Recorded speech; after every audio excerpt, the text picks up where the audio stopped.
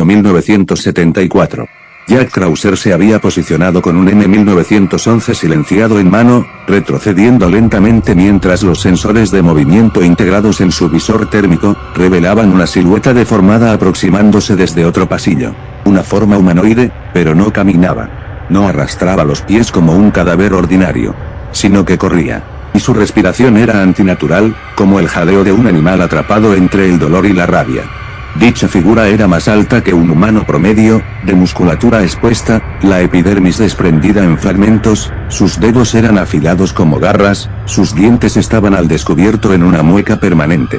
Y sus ojos eran completamente inyectados en rojo, no era un infectado cualquiera. Era un Crimson Head. Una mutación secundaria causada por una cepa del virus T, con factor curativo acelerado, y con un metabolismo dopado con adrenalina viral. No son zombies comunes, son cazadores. El Crimson Head embistió como una masa sin freno. Krauser apenas tuvo tiempo de esquivarlo, el rodo hacia la izquierda, estrellándose contra una de las consolas laterales, que chispeó tras el impacto. El monstruo giró con rapidez anormal para su tamaño, y lanzó un zarpado que cortó el aire a centímetros de su rostro. El segundo intento fue más preciso, Krauser bloqueó con su antebrazo izquierdo reforzado, pero aún así sintió el impacto. Jack fue arrojado contra una pared, su espalda tronó pero no se le rompió ningún hueso, pero el golpe sí fue fuerte, contra una caja de contención vacía. Él veía cómo el mundo giraba por unos segundos a su alrededor debido al aturdimiento, pero su entrenamiento y su instinto lo mantuvieron consciente. Hijo de puta, eso dolió. Exclamó Krauser escupiendo un poco de sangre y adolorido, pero se levantó de inmediato. El Crimson Head se lanzó de nuevo al ataque, pero Krauser ya había activado su cuchillo de combate táctico. Jack usó el pulso de su enemigo en su contra, se agachó, lo dejó pasar por encima suyo con una voltereta rápida, y al pasar, le hundió la hoja bajo la axila, buscando la médula, y nada. El monstruo ni se inmutó. El virus T lo había convertido en algo más que un simple caminante. Era casi como una máquina orgánica diseñada para resistir daño, adaptarse y para cazar. Krauser procedió a disparar 3 veces a quemarropa. Las balas perforaron la clavícula, el hombro y el muslo. La criatura no produjo ni un solo quejido. Pero sí un cambio, el Crimson Head se detuvo un segundo, jadeó, su piel parecía vibrar y la temperatura corporal subió en los sensores. Las venas de la criatura se hincharon más, y su musculatura se contrajo aún más. Y entonces rugió, emanando un sonido gutural, vibrante y deshumanizado. Maldita sea, ¿acaso esta cosa va a mutar o en qué diablos se va a convertir? Dijo Krauser perdiendo la paciencia, entonces Jack lanzó una mina adhesiva contra la pared tras el monstruo, y corrió hacia adelante, incinerando parte de su costado derecho. La carne quemada no detuvo a la criatura, pero sí la ralentizó. Krauser ahora tenía 28 segundos para actuar, cambió de arma al lanzador de microguijones eléctricos experimentales, un arma secundaria proporcionada por el Dr. Emmerich antes de la misión. Jack apuntó a la espina dorsal visible del Crimson Head y disparó proyectiles cargados. Las descargas hicieron que el monstruo cayera de rodillas, y la criatura convulsionó brevemente.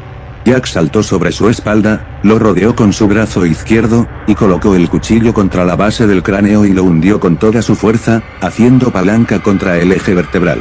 Un chillido desgarrador llenó el pasillo. El monstruo se levantó de golpe, llevando a Krauser sobre su espalda, pero la hoja ya estaba adentro, y Krauser giró la muñeca, partiendo el tejido cerebral. Y entonces el cuerpo de la criatura colapsó. El Crimson Head se desplomó, y con los espasmos temblorosos recorriéndole. Finalmente la criatura murió.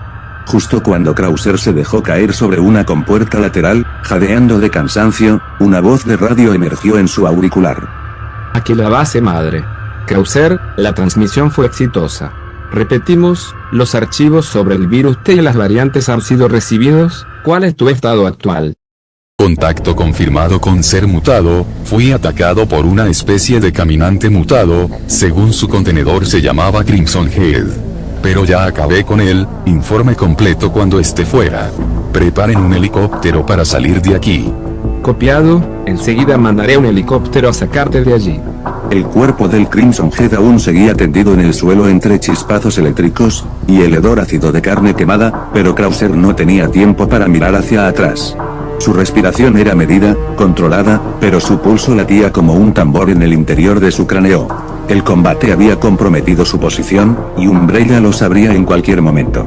Las alarmas no habían sonado en todo su volumen, lo que significaba que el sistema aún no había determinado el tipo de intrusión, al menos no todavía. Eso le daba varios minutos, o quizás menos. Y ahora necesitaba salir de allí sin dejar rastro alguno de su identidad. Era cuestión de tiempo para que soldados de la corporación pudieran encontrarlo, así que Jack no perdió más el tiempo y decidió escapar del lugar. Así que Jack ajustó el modulador térmico de su traje. La temperatura corporal bajó en 2 grados. Disminuyó el patrón respiratorio, y redujo el latido cardíaco voluntariamente con una técnica de respiración que había aprendido en su duro entrenamiento con las fuerzas especiales estadounidenses en el pasado. Cada célula de su cuerpo debía convertirse en sombra. En lugar de moverse por el camino de ingreso, donde sabría que ya habría una unidad armada en su búsqueda, Krauser se dirigió hacia el nivel inferior de mantenimiento. Era un riesgo, según los esquemas que había memorizado, ese nivel llevaba a una red de túneles de ventilación industrial no diseñados para tránsito humano. Pero él no era un humano cualquiera. Así que Jack forzó una tapa sellada con una herramienta térmica. Se arrastró dentro del conducto, en silencio. El interior era oscuro, angosto, con cables eléctricos sueltos, charcos de agua estancada y una humedad que se adhería como una segunda piel. Desde abajo, Krauser podía escuchar voces y pasos. Unidad Delta, aquí Alfa. Encontramos rastros de combate en el pasillo G12. Una de las criaturas experimentales está aniquilada, pero parece obra de un agente entrenado. ¿Quién crees que haya sido? Aún no lo sabemos, pero en el cadáver de Daryl, encontramos que su radio está averiada. Lo que significa que alguien trató de cortar nuestra comunicación para que no lo pilláramos. En todo caso, vayamos a por ese intruso, no podemos permitir que los secretos de la empresa salgan a la luz. Krauser mantuvo la calma. No se movió ni un milímetro hasta que los pasos se disiparon. Luego avanzó de rodillas, respirando solo cuando era absolutamente necesario. En el túnel, su presencia era una abstracción, una anomalía térmica apenas perceptible en el ruido eléctrico del subsuelo. Krauser salió del ducto con sigilo quirúrgico, deslizándose sobre el suelo mojado de una sala de abastecimiento.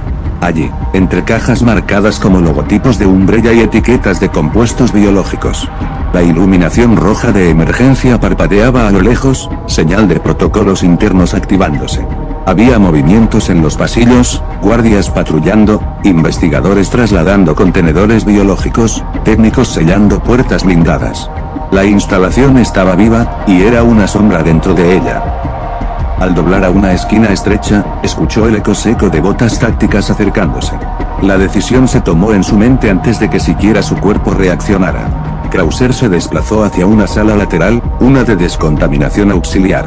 Puerta automática, cerradura de nivel bajo. Un guardia de Umbrella estaba allí, revisando equipo. Un soldado joven, posiblemente un recluta, su postura era rígida, casi nerviosa. Aún creía en la compañía, aún creía en el uniforme que llevaba puesto.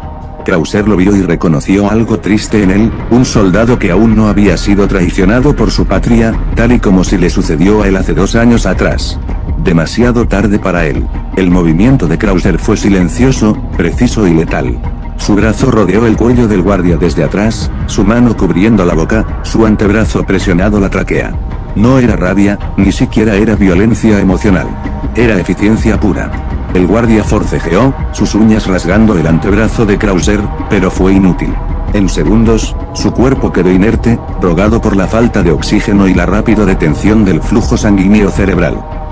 Krauser lo sostuvo antes de que cayera, no por compasión, sino por estrategia, lo recostó con cuidado quirúrgico. Le quitó las placas al guardia. No le importaba su nombre. Pero leyó el identificador igualmente, Briggs. Seguridad nivel 2. Memorizado, útil. Se puso una máscara del uniforme para evitar que sospecharan de él, pues posiblemente se den cuenta de que a él no lo habían visto antes en las filas de reclutamiento. Luego Jack procedió a retirarle la armadura táctica, y el chaleco con el logo de Umbrella. Eran rígidos, pero diseñados para intimidar y proteger. Krauser dejó sus propias ropas de operaciones especiales ocultas en un compartimiento bajo las rejillas del suelo. Un tiempo después, Krauser miró su propio reflejo. Lo que él veía en el espejo era bastante irónico, Jack. Krauser lucía como si era parte del enemigo. No creo que pueda enfrentarme a todos los guardias de la instalación. Para sobrevivir tendré que caminar entre las sombras del mismo monstruo. Pensó Krauser para sí mismo. Jack ajustó el arma estándar del guardia, un fusil ligero, munición subóptima para él, pero suficiente. Jack salió de la sala cuando justo dos guardias pasaban conversando, la voz baja, pero con el tono tenso. Dicen que uno de los especímenes se libró. Sí. El de nivel de contención número 4. Si eso es cierto, entonces alguien va a terminar despedido o muerto. Gracias a que Krauser tenía puesto un uniforme de guardia de Umbrella, el camino junto a ellos, con pasos sincronizados, y postura idéntica. No hablo, ni tampoco miro. Ser invisible no solo significaba no ser visto, sino que también significaba ser parte del entorno mientras el enemigo no lo note. Silencio y disciplina militar, eran su camuflaje real. Cada paso lo acercaba más hacia la salida, cada respiro era una afirmación de voluntad. La instalación se expandía frente a él, puertas reforzadas, luces frías, los ecos de un infierno corporativo disfrazado de orden científico. Un guardia se le había acercado. Oye tú, ¿escuchaste de que unos de los nuestros fueron atacados y que una de las criaturas se había escapado y que la encontraron neutralizada? Sí, un compañero me dijo que no se habían encontrado heridas hechas por esa criatura en dichos cuerpos, así que comprendo que sospechen que haya un intruso. Me dirijo hacia afuera de la instalación para investigar si ese posible intruso se está escapando para así yo eliminarlo. Respondió Krauser al guardia, las palabras y actuación le salieron tan bien, que el guardia se lo creyó y lo dejó irse sin más. Lo estaba logrando. Lo más irónico era que los soldados aún no sospechaban de él, o al menos Krauser no les había dado motivos para ser señalado como sospechoso. Lo estaba logrando, el plan de escape estaba siendo un éxito. Luego Krauser pasó por el último control biométrico sin que esta vez, nadie le alzara la voz o lo detuviera. Estaba aún más paso hacia la salida. El sol aún no penetraba del todo la niebla tropical. Y Krauser finalmente había salido de la instalación. Una vez que se alejó lo suficiente, este procedió a correr por un largo rato sin mirar hacia atrás. Había logrado escapar sin tener que enfrentar al resto de guardias. En el aire flotaban insectos, humo de escape de los caminos, y luego emergió el eco lejano de un helicóptero. Aquí Krauser, he logrado escapar de la instalación, pero tengo el presentimiento de que me pueden seguir buscando. Repito, me encuentro en la jungla. Krauser, la extracción viene en camino. ¿Cómo se encuentra tu estado físico? Estoy consciente, aún armado y sin dejar rastros evidentes, y sin mordeduras de aquella criatura. Copiado, buena misión Jack. Krauser apagó el comunicador. Giró su rostro hacia la espesura selvática, y corrió. Las raíces se enredaban bajo sus pies, las sombras de árboles centenarios se los tragaban.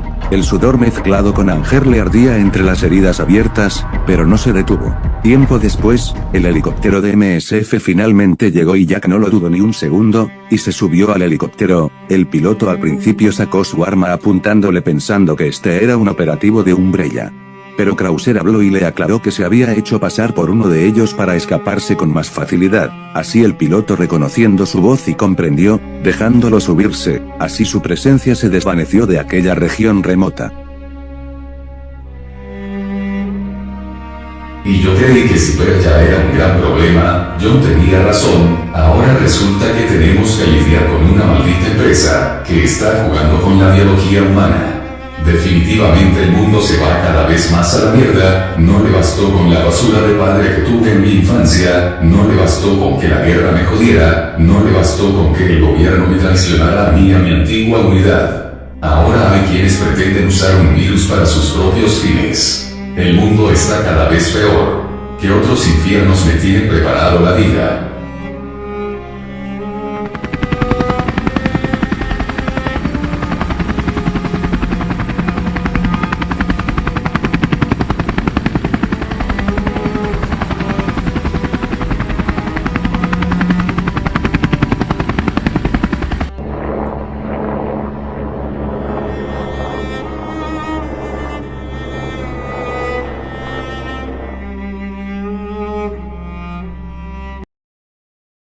Flashback. Año 1972. El calor era insoportable. Una humedad sofocante lo impregnaba todo en una densa jungla de Vietnam, y la guerra de Vietnam había alcanzado uno de sus clímax más sangrientos. Las ciudades ardían bajo bombardeos, las aldeas quedaban reducidas a cenizas, y los arrozales se teñían de rojo con la sangre de campesinos y soldados por igual. Todo eso mezclado con el hedor a podredumbre de la jungla, y el humo negro que ascendía de los cráteres recientes. Jack Krauser, con apenas 34 años de edad, era un sargento y líder de la unidad Buitre, la cual era un grupo de operaciones especiales designado para misiones de alto riesgo. Hombres curtidos, endurecidos por la batalla en la selva, pero leales a su coronel. Para este tiempo Jack Krauser ya era todo un combatiente experimentado y condecorado en operaciones especiales, lideraba un pequeño escuadrón de élite estadounidense. Pero su unidad no era como las demás. Ellos eran los hombres enviados a las misiones comillas que no existían, las operaciones encubiertas donde no había medallas, ni reconocimientos, ni prensa. Solo órdenes selladas, silencio absoluto y la sombra de la negación oficial. La misión de 1972 había llegado con ese mismo sello. Krauser recordaba las órdenes y palabras que su coronel le había encomendado a él y a su unidad. Este es un objetivo de máxima prioridad. Deben entrar o obtener información sobre lo que allí se está fabricando y evacuar. Bajo ninguna circunstancia comprometerán la seguridad nacional. ¿Entendido? Aquellas palabras seguían sonando en su cabeza como algo primario. Krauser y su unidad de 12 soldados fueron enviados a reconocer un complejo secreto en la espesura del valle de Assau. O al menos eso era lo que la orden oficial indicaba. Esta misión pasó a ser conocida como la Operación Silent Dagger, o la Operación Daga Silenciosa. En la cual, consistía en destruir laboratorios de armas químicas que los del Vietcong pensaban usar como ventaja estratégica en el campo de batalla, no se conformaban solo con idear numerosas trampas para los soldados americanos en la selva, sino que pretendían ir más lejos, únicamente para no perder terreno en la jungla. El coronel Dylan Johnson, un alto mando del ejército de los Estados Unidos, les había encomendado una misión clara y precisa.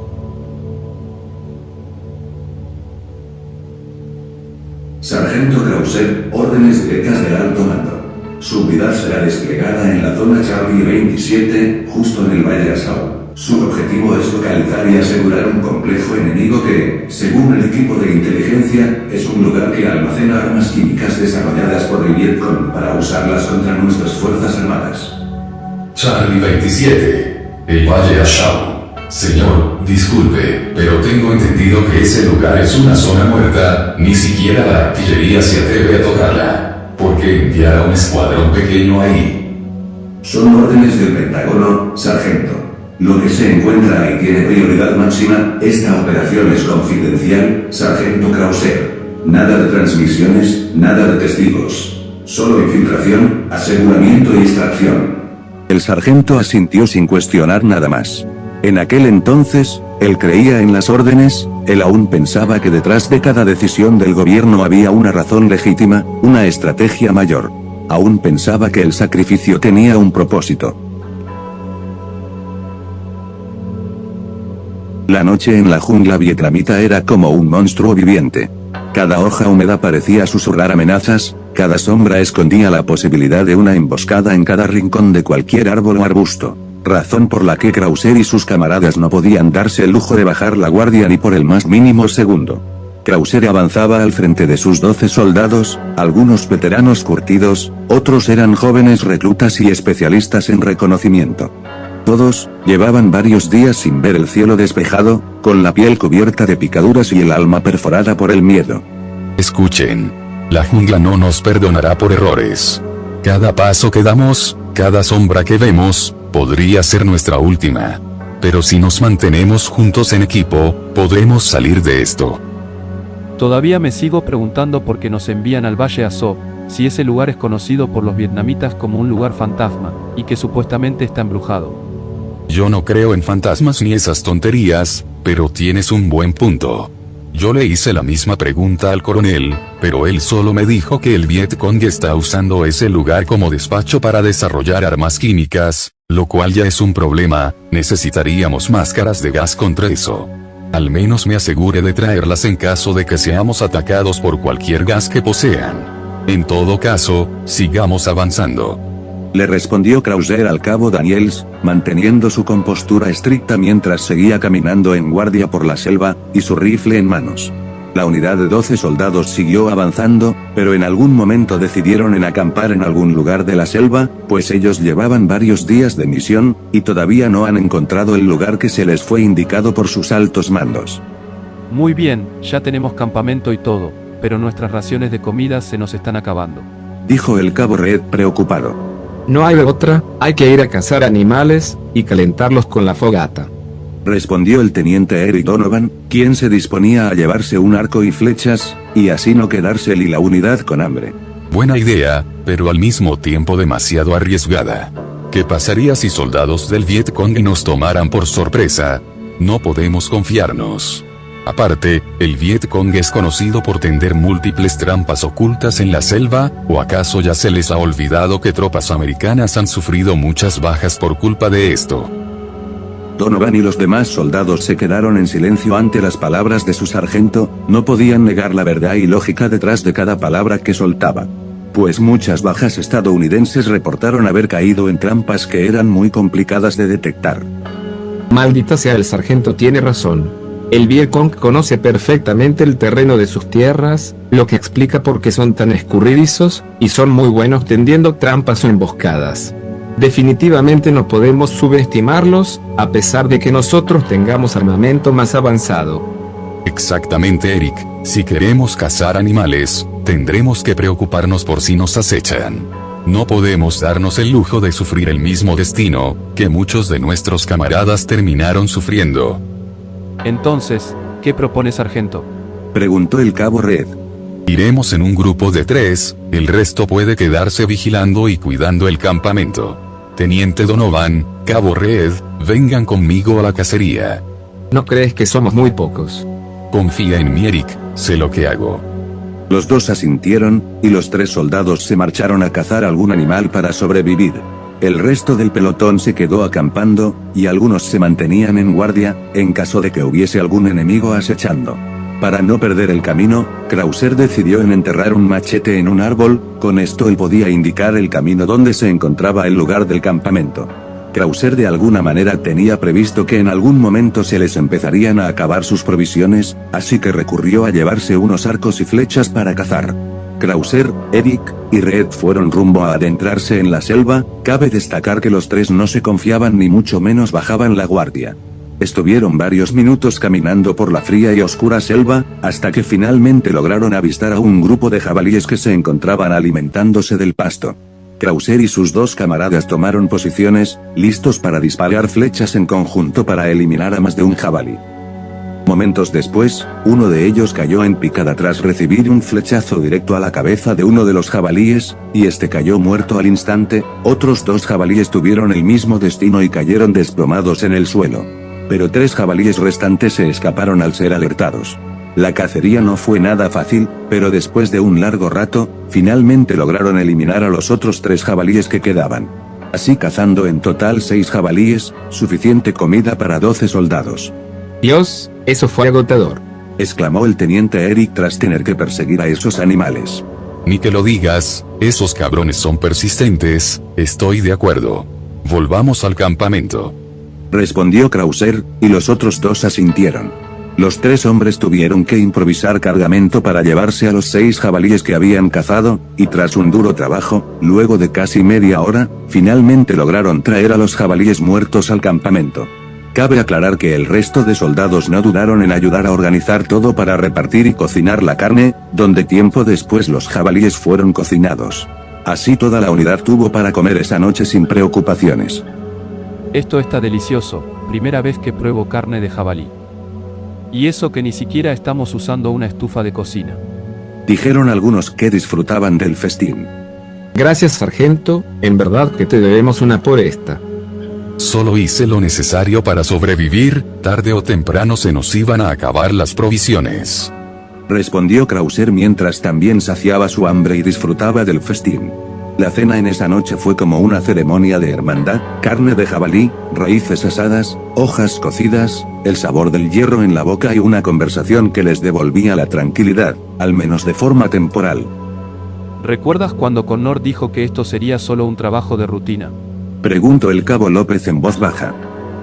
Nah, lo dijo porque creía que creer que esto fuera pan comido. Los hombres dicen cualquier cosa para seguir adelante, y no distraerse pensando en cosas difíciles. Respondió el cabo Riley. El cabo Daniels, todavía con 19 años en la espalda, miraba la carne como si fuera la primera vez que probara.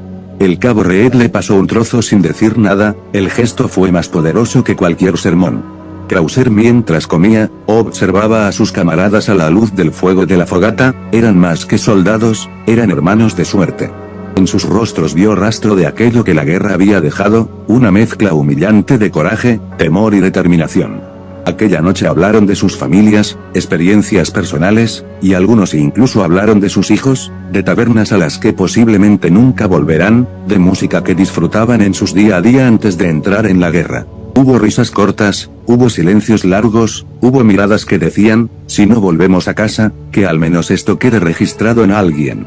En la soledad del abrigo de lona, Krauser tuvo un pensamiento que rozó en su interior, protegerlos a todos y defenderse mutuamente sería el deber que lo definiría, aunque no supiera aún las formas en que la guerra convierta ese deber en venganza. ¿Saben qué es lo peor de ser adulto? Que de niño pensabas que tendrías respuestas, y ahora solo tiene facturas y ansiedad. Mierda, eso es cruel, pero lamentablemente cierto. Exclamó Daniels ante el comentario hecho por Riley. Nah, ¿saben qué es peor que encontrarse con un gusano mientras te comes una manzana? Encontrar medio gusano, y darte cuenta de que te comiste la otra mitad. Ah no, mierda, te pasaste con ese hermano, qué asco. Jajajajaja, solo estoy jodiendo tranquilo.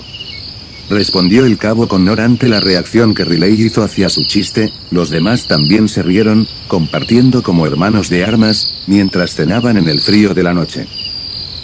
No puedo esperar a proponerle matrimonio a mi novia cuando todo esto termine. Al menos espero volver a casa, se lo prometí. Te deseo suerte, mi hermano, te aseguro que saldremos de esta y podrás volver a casa. Le respondió Donovan a López animando a su camarada. Krauser por su parte se quedaba en guardia vigilando por si no ocurría alguna emboscada por parte del enemigo. Oye, sargento, ¿y qué hay de ti? ¿Tienes a alguien esperándote en casa? No, realmente no. Nunca tuve interés en las relaciones de pareja ni nada de eso. O vamos, sé que eres muy estricto y muy serio la mayoría del tiempo, pero puede que en algún momento a ti también te llegue la indicada, y si eso pasa, tienes mi apoyo. Gracias, pero no, estoy bien como estoy. Aparte, prefiero concentrarme solo en mí y en mi vida. Respondió Krauser con tono frío y serio ante las palabras de su camarada, y este entendió su postura. Después de que todos terminaran de cenar, incluyendo a Krauser, algunos se fueron a dormir dentro del campamento, otros se quedaron a hacer guardia en caso de que ocurra algún ataque improvisto por parte del Vietcong. Krauser se quedaba patrullando el campamento mientras sostenía un rifle en mano, el ambiente aparentaba ser tranquilo, pero la tensión que le producía estar acampando casi en medio de la nada, era alta. ¿Y cómo no estarlo? En cualquier momento podrían ser emboscados por el enemigo, no podían olvidar el hecho de que están en medio de una guerra. Krauser, a pesar de que recibió duros entrenamientos militares, donde le enseñaron a dormir por pocas horas, aún así, llegó un momento en el que el sueño comenzaba a apoderarse de él. Tanto así que decidió descansar hasta el siguiente día, mientras uno de sus camaradas tomaba su lugar para vigilar el campamento. Al siguiente día, cuando los rayos del sol comenzaban a iluminar la jungla, la unidad se dispuso a prepararse para continuar con la misión, no podían perder tiempo, debían encontrar esa instalación del Vietcong y destruirla como fuera. El grupo recogió sus provisiones, armas y objetos de supervivencia. La escasez de sus raciones fue la causa que los hizo recurrir a la cacería de animales. Pero eso no los detuvo y siguieron adelante, insistiendo con que debían cumplir con la misión a cualquier costo, cueste lo que cueste, un soldado no debía retroceder, por más dura que se volvieran las circunstancias en que se encontraba. Luego de un largo rato de andar caminando con cautela por la densidad tropical de la selva, la tensión volvió a subir. El grupo comenzó a sentir que no debían bajar la guardia más que antes, pues, a medida que seguían avanzando, el ambiente selvático se volvía cada vez más pesado. Entonces, ciertas cosas extrañas comenzaron a tomar lugar. Sargento, creo que me pareció ver movimientos sospechosos en unos arbustos al lado izquierdo de nuestra posición. Yo no vi nada, pero si viste algo fuera de lo normal, entonces debemos preparar nuestras armas. Como dije antes, no debemos bajar la guardia ni por un segundo. Dijo Krauser de manera firme y poniéndose más cauteloso con el frío e inquietante ambiente que se gestaba en la oscura e incómoda selva. Desde hace un rato, se sentían observados por alguien o por algo, y esa sensación le hizo tomar posiciones estratégicas, y causó que prepararan sus armas para enfrentarse a lo que sea que se les aparezca. El bosque se partió. Resulta que el Vietcong los había empezado a acechar desde hace un rato, los habían estado siguiendo con paciencia de sabuesos, como una trampa de fusiles automáticos y artefactos ocultos. El primer impacto fue una ráfaga que perforó el silencio, y con ella cayeron muertos 2 de los soldados de la unidad de Krauser, ambos cayeron desplomados en el suelo, muriendo al instante debido a que recibieron disparos en sus cabezas. Esto claramente alertó por completo al resto de la unidad que aún seguía con vida, y no dudaron en mantenerse en escondites estratégicos para repeler al enemigo que los ha tomado por sorpresa. Krauser sin dudarlo se lanzó hacia la cobertura, la adrenalina le puso los sentidos en blanco. Riley, encárgate de los de la izquierda, Donovan, dale soporte a los que están heridos. Exclamó Krauser con voz autoritaria y con clara preocupación por sus camaradas. Riley comenzó a disparar a quemarropa hacia donde podría estar el enemigo, así logrando acribillar y matar al menos a 3 soldados del Vietcong. El fuego fue cercano, y personal. Los disparos de ambos bandos continuaban, y en unos minutos después, el cabo López cayó cuando una bala le atravesó el costado. Connor tomaba cobertura en otro árbol cerca de la posición del grupo. Y Connor le acertó un disparo a la cabeza de un soldado del Vietcong, así salvando la vida del cabo Red. Gracias hermano, te debo una. Solo no bajes la guardia, por lo visto no son pocos, sigamos resistiendo. Fue la respuesta de Connor a Red alterado y con la adrenalina muy alta por el combate que tomaba lugar en esa parte de la selva. El teniente Donovan fue directo a auxiliar al cabo López, quien se retorcía del dolor tras recibir un disparo en su costado. Él gruñía de dolor y se ponía sus manos en la herida, tratando de evitar que perdiera más sangre. Sin embargo, Donovan fue a ayudarlo, y con un pañuelo cubrió la herida de su camarada, en un intento desesperado por evitar que este muriera por pérdida de sangre. Teniente. No sé si pueda lograrlo. Tú no vas a morir hoy, no mientras yo lo evite. Teniente, lo siento. Pero creo que este es mi fin. Mierda. Le prometí a mi novia que regresaría para proponerle matrimonio. Le prometí que juntos formaríamos una familia. Carl, ya te dije que resistas, tú no te irás. Pero el cabo López perdió el aliento y la consciencia, y dejó de respirar. Carl no, maldita sea, despierta. Despierta carajo, no me hagas esto. No, maldición. Hijos de puta, los voy a hacer pagar. Exclamó el teniente Donovan con mucha furia acumulada en su voz, mientras le cierra los ojos a un difunto López como un acto de respeto, y Donovan se dispone a tomar posición para acribillar al enemigo, quien todavía seguirá disparando contra ellos. Momentos después, el combate se volvió cuerpo a cuerpo en tramos, machetes y culatas encontrando carne y hueso, y gritos que llenaron la maleza con una furia primitiva. La unidad no se rindió y respondió con precisión, pero el propio bosque es aliado del emboscador. En un momento del combate, Krauser sacó su cuchillo de combate, y arremetió contra alguno que otro soldado del Vietcong, acabando con ellos con mucha destreza y habilidad en combate cuerpo a cuerpo. Krauser era uno de los mejores combatientes cuerpo a cuerpo que había. El teniente Donovan, todavía furioso por no poder hacer nada para salvar la vida de su camarada caído, con su rifle disparó una gran lluvia de balas eliminando a otros soldados del Vietcong que venían en dirección contraria a la posición donde Krauser mataba a unos cuantos con su cuchillo de combate. El resto de la unidad, aunque tenían que recargar sus armas en ciertos momentos, no se rendían y continuaban disparando contra el enemigo.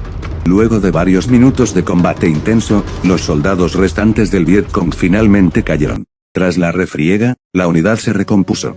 Había un olor a pólvora y a carne quemada que ninguno podía olvidar. En la piel de Krauser, una cosa empezaba a cambiar, la necesidad de no solo obedecer, sino de entender.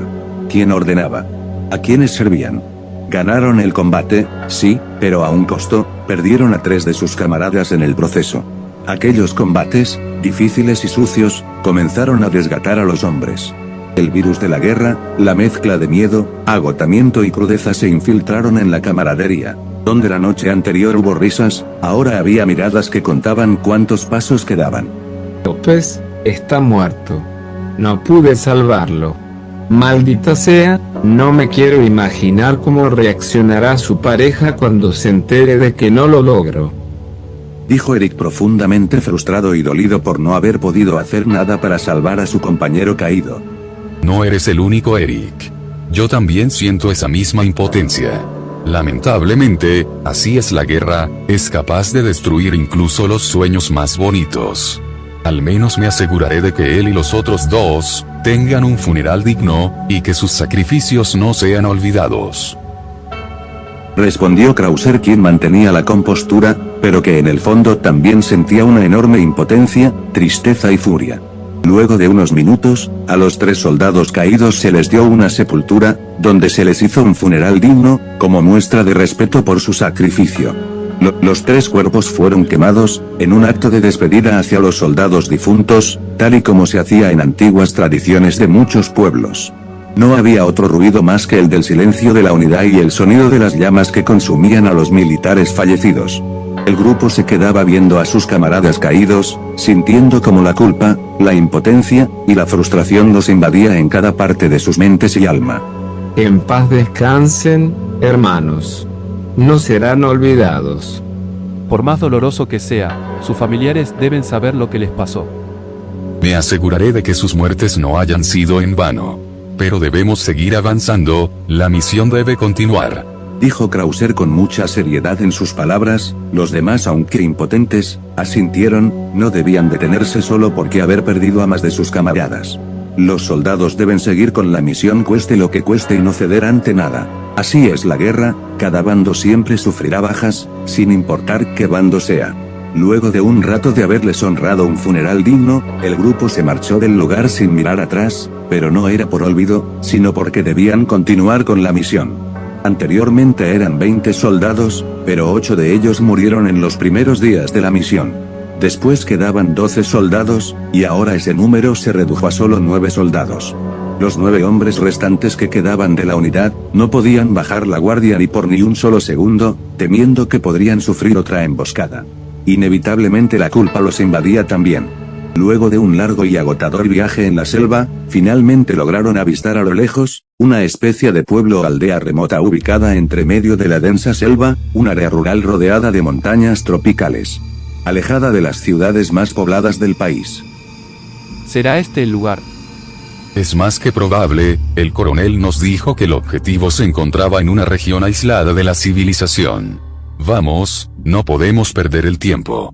Le respondió Krauser ante la interrogante del cabo Daniels. Mientras continuaban con el viaje sin mirar hacia atrás, los demás asintieron y siguieron adelante. Cabe decir que no podían confiarse en ningún momento, como podrían bajar la guardia. Acabaron de sufrir una emboscada enemiga que les arrebató 3 de sus camaradas. La distracción no tiene lugar en la guerra, un solo descuido y una bala sería lo último que sentirías impactar contra ti en tu vida. Un solo descuido, y podrías caer en una trampa mortal. El Vietcong no era el único problema, sino que ellos también debían enfrentar las múltiples trampas que fueron dejadas y puestas en cualquier rincón de la selva tropical.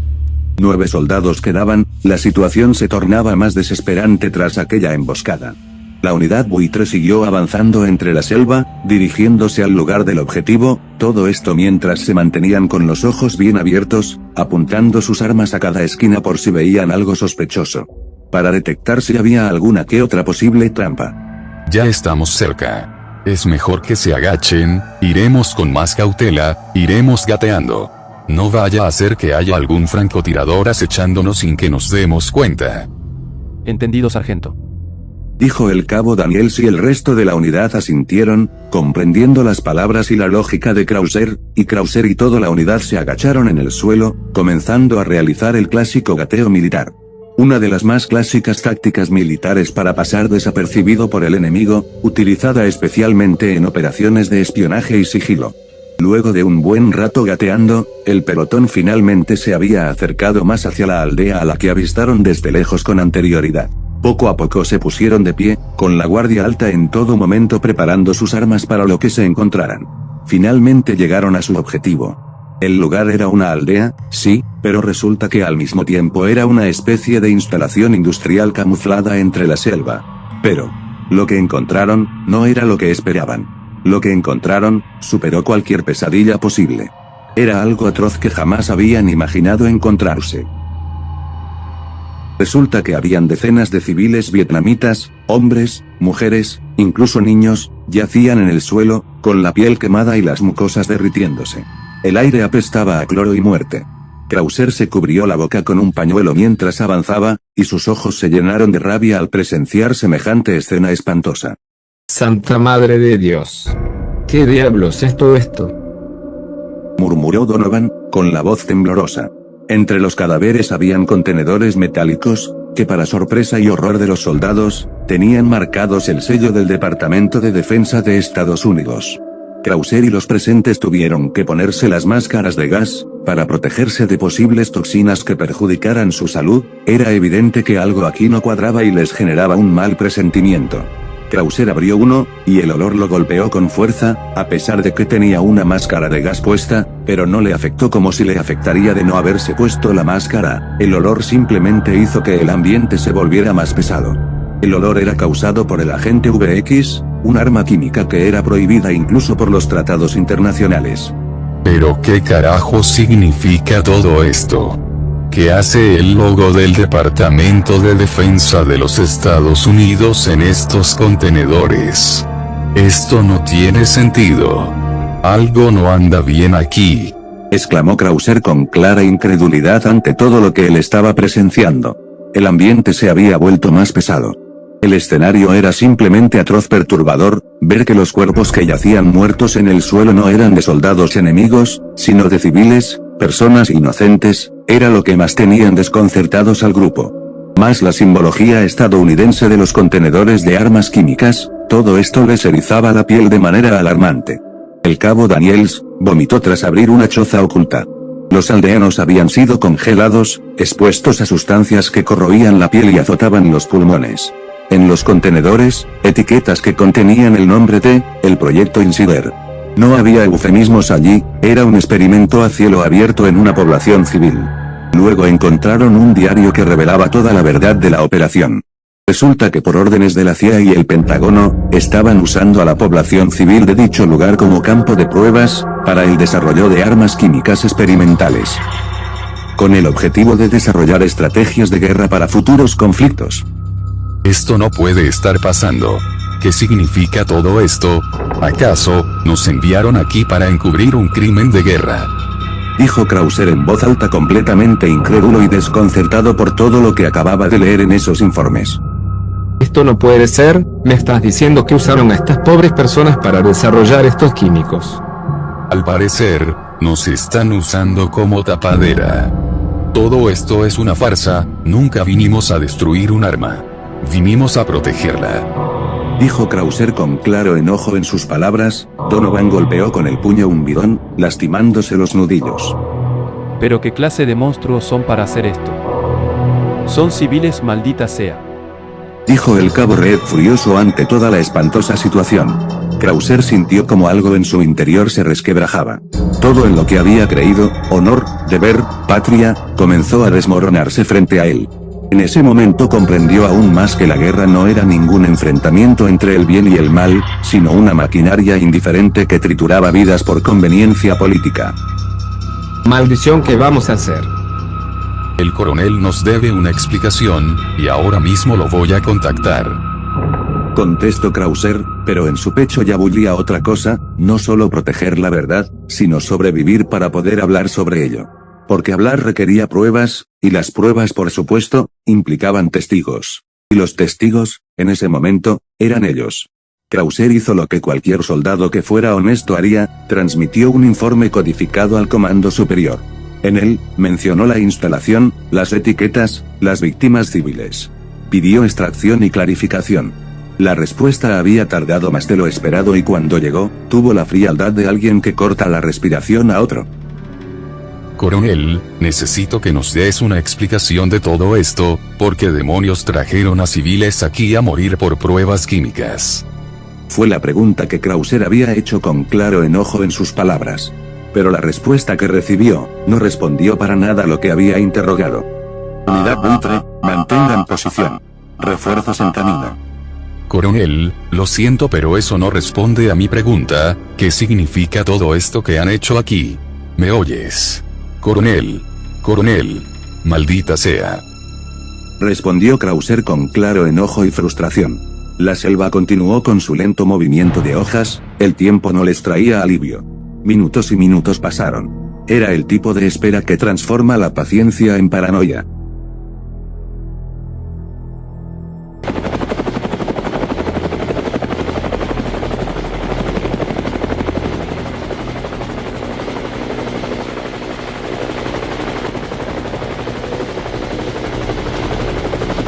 Cuando llegaron los helicópteros, el primer alivio se tornó en pesadilla. No eran UH-1 con médicos ni radios, eran helicópteros artillados, sus gunners cubiertos, sus miras indicadas. Desde el aire abrieron fuego contra la instalación. Continuará.